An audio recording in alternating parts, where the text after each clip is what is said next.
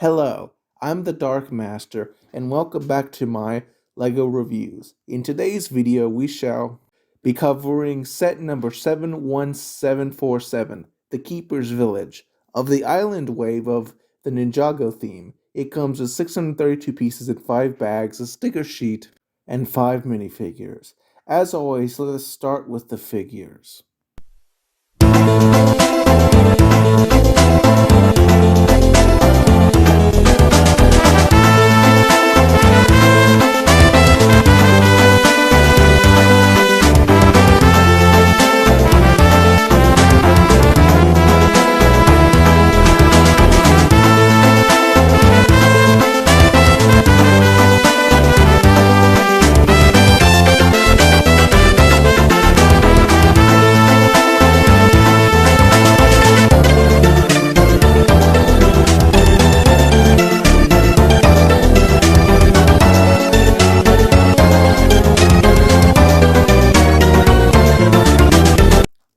From left to right, we see Island Kai, Island Cole, Island J, Chief Mammotus, and a Thunder Keeper. Let us start with the heroes and work our way right. Starting with Island Kai, he actually gets a new hairpiece that combines his wavy hair from the movie and a red headband. This is an excellent new piece that greatly contributes to the island's wilderness aesthetic, and I hope we see it again in more colors.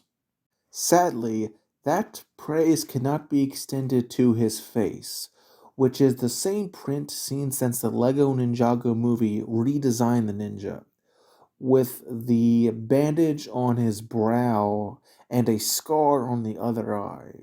One side has a nervous smile, while the other is a serious scowl. They're fine, but honestly, nothing particularly new. Though I guess it doesn't really have to be the case. Also, not new is this red bandana that partially obscures the figure's face when worn. Beneath that is another not new piece, a half shoulder armor with a snowflake slash shuriken pattern and a nicely molded sword holder. Going down from there, we see his torso printing. It is very detailed with numerous pockets and layered red robes in both regular and dark maroon. The fire emblem on the upper left is a neat little touch.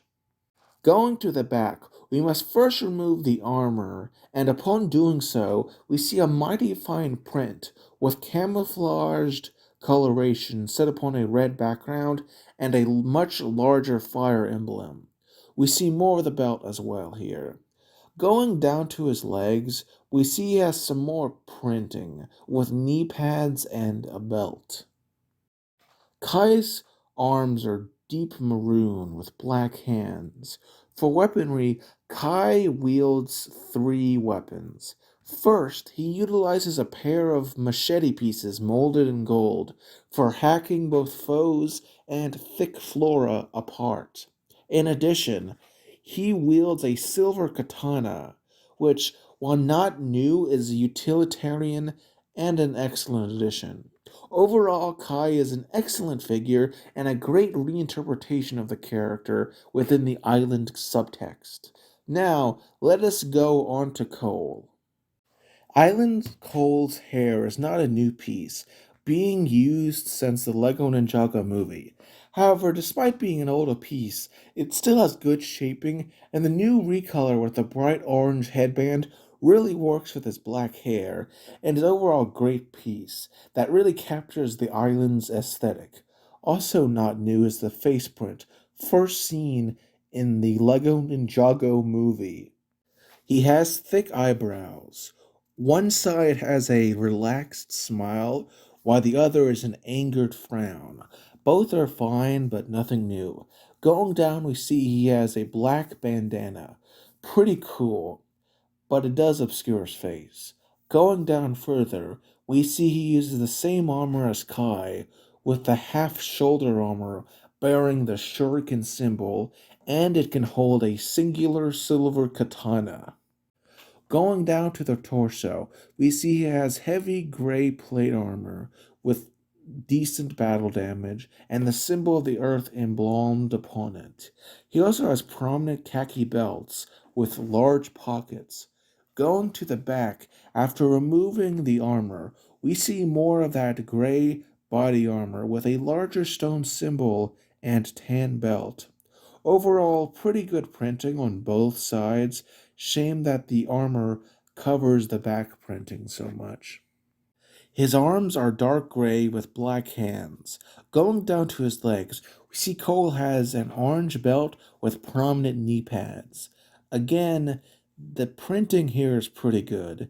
In terms of weaponry, Cole wields a mighty golden battle axe with an unusual construction, as a machete is used for the axe's blade.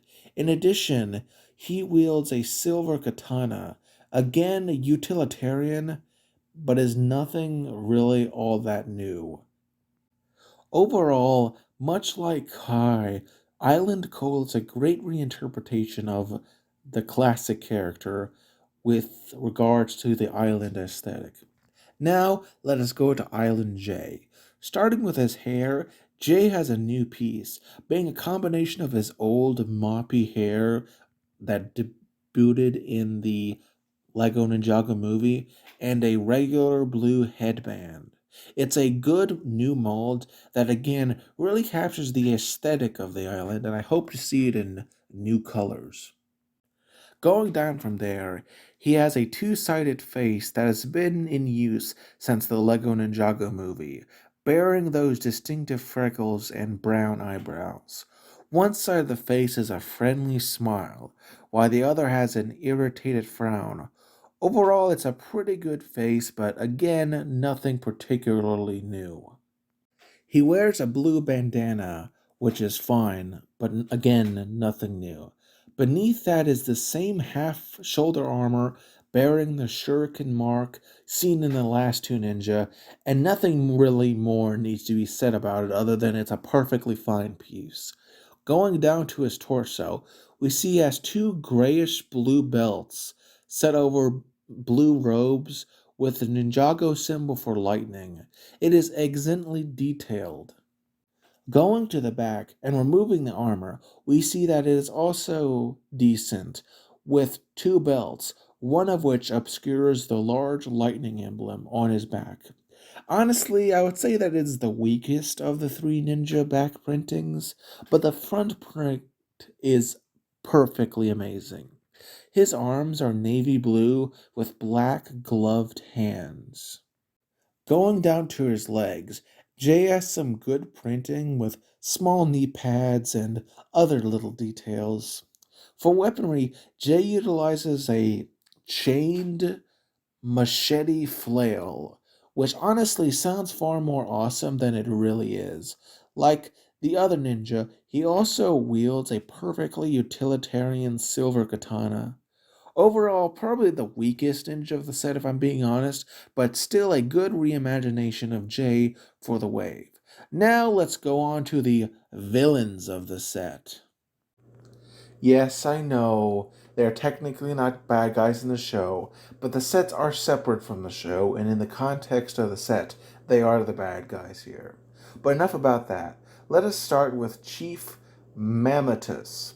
Starting with his head, the Chief has a new and exclusive mold. This highly intricate Aztec style helmet with a golden layered build reminiscent of spiders. The teal gem inlays give a peacock like vibe, and the gold printing on the central teal gem is really exquisite. It also has these two places where barbs can be inserted that give it a further arachnid esque vibe. Removing the helmet, we see he has two-sided face. The only one of the keepers to have this, likely due to the fact that it isn't reused and so it doesn't have the potential of being exposed thanks to the specific helmet. Starting from the front, we see he has sunken in yellow eyes and a grimace, with boar/oni-like tusks, plus a golden tooth. Surrounding this are golden lightning tattoos that give him a royal flair. The alternative face has an open mouth that further highlights the chieftain's jagged teeth compared to the other keepers. Beneath that, he has a nice fabric copper cape that is a really elegant aesthetic. Going down, we see his torso displays some golden Aztec esque armor that has a lot of teal gems and a Wojira emblem set upon a large WWE style belt. Going to the back, upon removing the nice cape, we see more of that great golden armor. It is, of course, less elaborate compared to the front parent, which is understanding since we can't see it normally. His arms and hands are a pinkish lavender color, a grave downgrade compared to the show's translucent purple. Going down to his legs, we see a continuation of his golden and teal armor with extremely spiky gem kneecaps. For weaponry, he wields a mighty staff that consists of a tan walking stick, golden lightsaber hilt, and a translucent purple lightning piece. Overall, an amazing figure and stands out compared to other Ninjago villains with his distinct Islander vibe. Now, let us go to the foot soldier of the set, the Thunder Keeper. Starting with his head, he wears a tribal mask that is reminiscent of the Islanders from the LEGO Pirates theme. It has a really good island style printing with some nice sheeping visible from the side and has a really angry face, though the lack of eye holes means it's probably not the most useful. Upon removing the helmet, we get a better look at his face. We see he has sunken in yellow eyes and a sinister smile with prominent boar like tusks. The face is surrounded by white lightning tattoos. He lacks an alternative face, instead, we just see more white lightning tattoos. Going down to his torso, we see he has wooden armor with numerous teal gems and a necklace. It has a nice tribal aesthetic. Going to his back, we see more of the same armor, except without the teal gems, meaning it is far more boring. Though on an upside, unlike the last few minifigures, nothing really covers up his back print. His arms and hands are the same lavender pinkish colors that I've already complained about earlier. Going down to the legs, we see a continuation of the tribal outfit with a skirt and teal gemstones set in both a belt and, to a lesser extent, knee pads. For weaponry, he wields a scythe that is constructed from a tan walking stick, a brown handle, and a white toothpiece.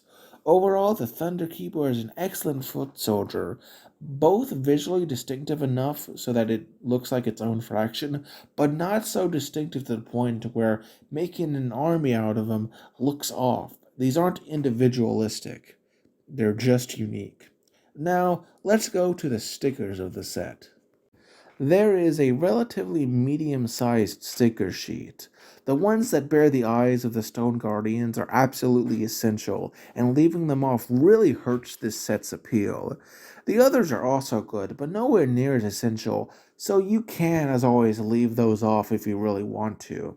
You could also technically leave off the eyes, but why would you want to? The Toki looks odd without them.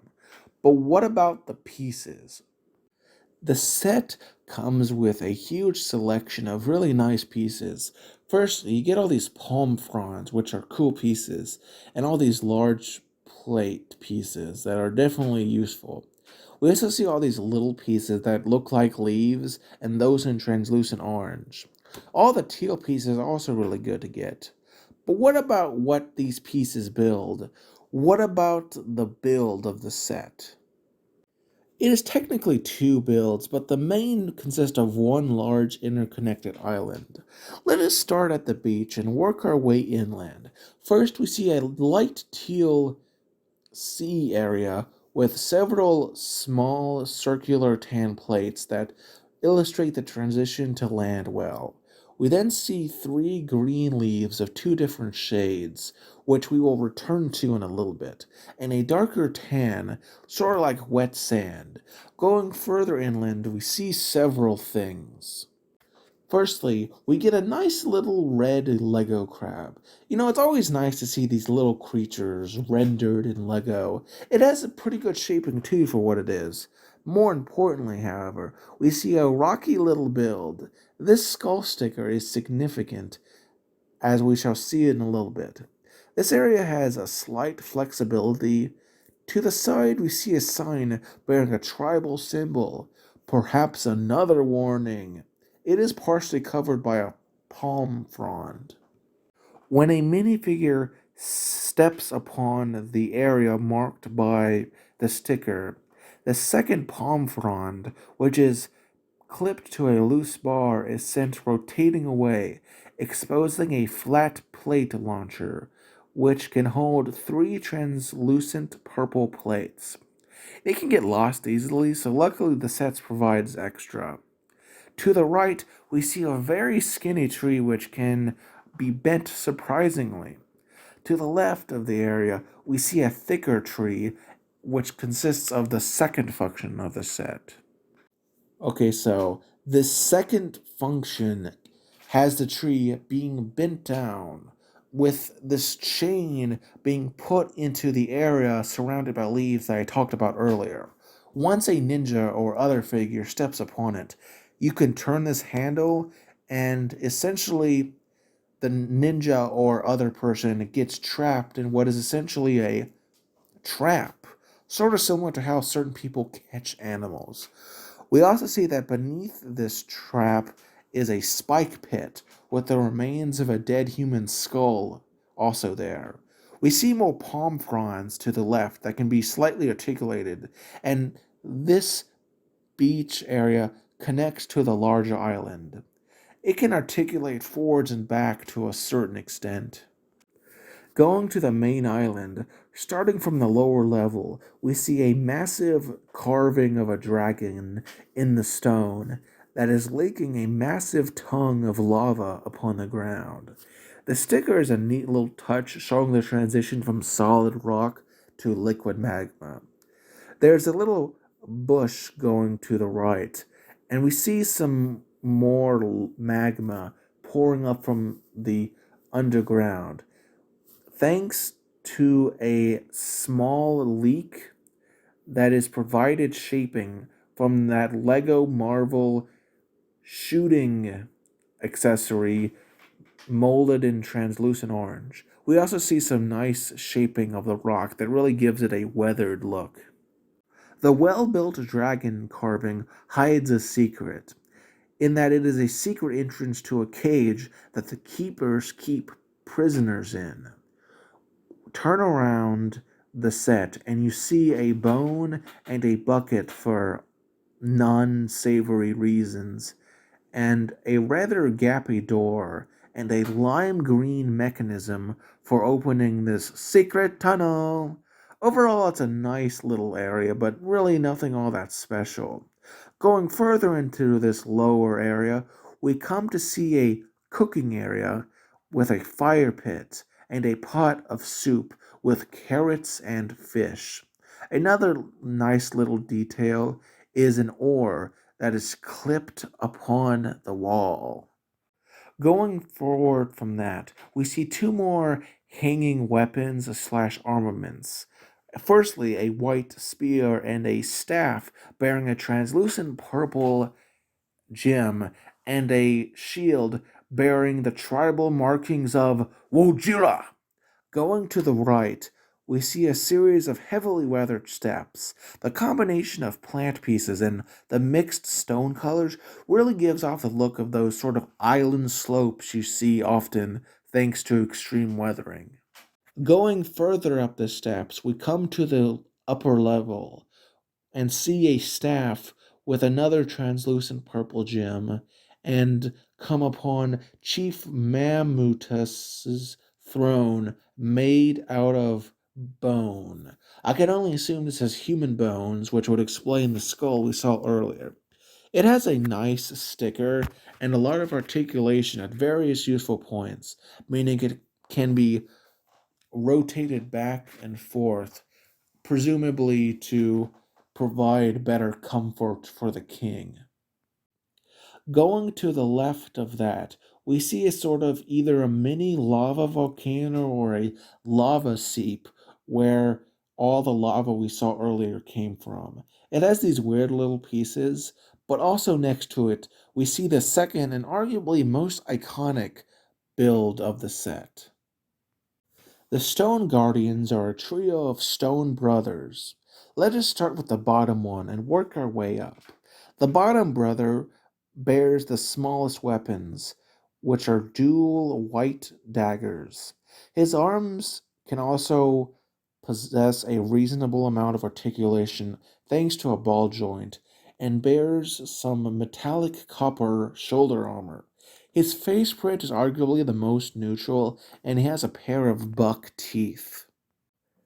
The middle of the brothers has the same basic construction, except replacing the copper and dark brown with peat orange. The lower arm has the same basic construction with teal slopes and clip pieces.